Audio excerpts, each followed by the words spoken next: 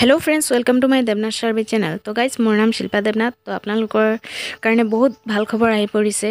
Assam police और ADRE grade 3 and grade 4 result date declare কৰি দিছে। तो आपनालोके गम पाबो जे केতিয়া आपनालोके रिजल्टটো पाबो ग्रेड 3 आसाम एडीआरई ग्रेड 3 और ग्रेड 4 रिजल्ट डेट और Assam Pulitzer SI commando constable সকলোৰে रिजल्ट डेट डिक्लेयर কৰি দিছে। डेट बिलाक आपनालोকক जनाय आছো এতিয়া। तो गाइज बहु अपेक्षार पाছত आपनालोকৰ रिजल्ट डेट खमु आहि पालेहि। आपनालोके চাই লওক কেতিয়া কেতিয়া आपनालोके रिजल्ट खमु চেক কৰিব পাৰিব। तो गाइज হিমন্ত বিশ্ব শৰ্মা ছাৰে জনাইছে এডিআৰই গ্ৰেড 3 গ্ৰেড 4 আৰু আসাম পুলিচৰ रिजल्ट खमु কেতিয়া কেতিয়া ডিক্লেয়াৰ কৰিব। तो गाइज ফাৰ্ষ্টত आपनालोকৰ এডিআৰই গ্ৰেড 3 আৰু গ্ৰেড 4 रिजल्ट आपनालोके 7th मार्चत পাব। তাৰ পাছত आपनालोके আসাম পুলিচ এসআই रिजल्ट आपनालोके 6 मार्चत পাব। तार पाছত आसाम पुलिस कन्स्टेबलर रिजल्ट आपनालोके 12 मार्चत পৰা आपनालोके चेक কৰিব পাৰিব। तार पाছত आपनालोके आसाम पुलिस ड्राइभारर रिजल्ट आपनालोके 4th मार्चर পৰা चेक কৰিব পাৰিব। तार पाছত আছে आपनालोকৰ आसाम पुलिस कमांडो बेटालियनर कन्स्टेबलर रिजल्ट आपनालोके 27th मार्चर পৰা आपनालोके चेक কৰিব পাৰিব। तो এইকেইটা আছিল আপোনালোকৰ ইম্পৰ্টেন্ট ষ্টেট। তো আপোনালোকে এইকেইটা ডেটত আপোনালোকে ৰিজাল্টখিনি চেক কৰিব পাৰিব। আৰু যেতিয়া ৰিজাল্ট চেক কৰাৰ লিংক এক্টিভ হ'ব মই ভিডিঅ' বনাই আপোনালোকক জনাই দিম। তাৰ কাৰণে আপোনালোকে আমাৰ চেনেলটো সাবস্ক্ৰাইব কৰি ল'ব আৰু বেল আইকনটো প্ৰেছ কৰি ল'ব।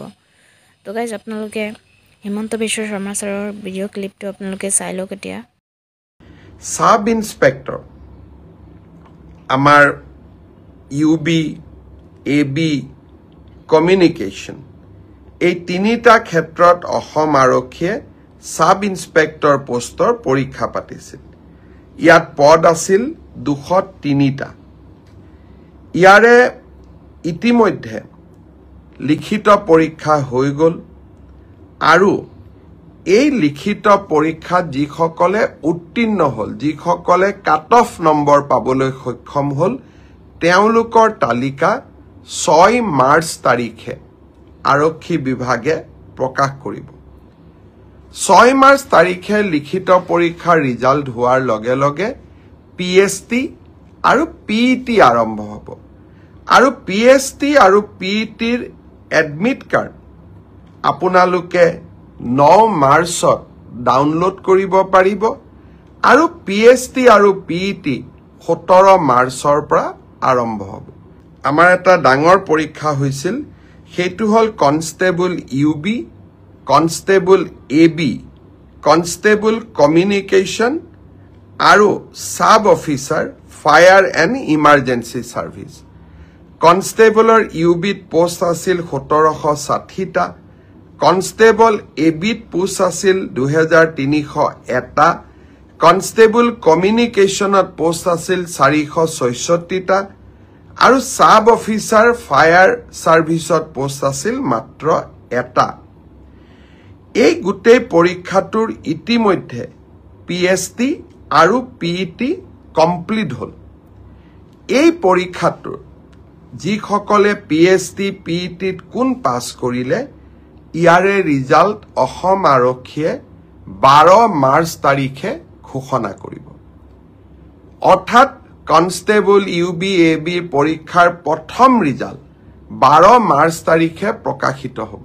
বহুত ল'ৰা ছোৱালীয়ে মোক সুধি আছে যে এডিআৰই ৰিজাল্ট কেতিয়া দিব। এডিআৰই ৰিজাল্ট 7 মাৰ্চ শুক্ৰবাৰে আমাৰ গ্ৰেড 3 আৰু গ্ৰেড 4ৰ যি আমাৰ ৰিক্ৰুটমেণ্ট কমিশ্যন আছে তেওঁলোকে ঘোষণা কৰিব। যিমান কেইটা পদ আছে তাৰ বিপৰীতে 2জনকৈ ল'ৰা ছোৱালীক এই পৰীক্ষাত উত্তীৰ্ণ হ'ব আৰু তেওঁলোকৰ মাজত পৰৱৰ্তী সময়ত ৰিটেন টেষ্ট অৰেল অনুষ্ঠিত হ'ব। অৰ্থাৎ লিখিত পৰীক্ষাৰ ৰিজাল্ট গ্ৰেড 3 আৰু গ্ৰেড 4 আমি 7 মাৰ্চ তাৰিখে ঘোষণা কৰিম।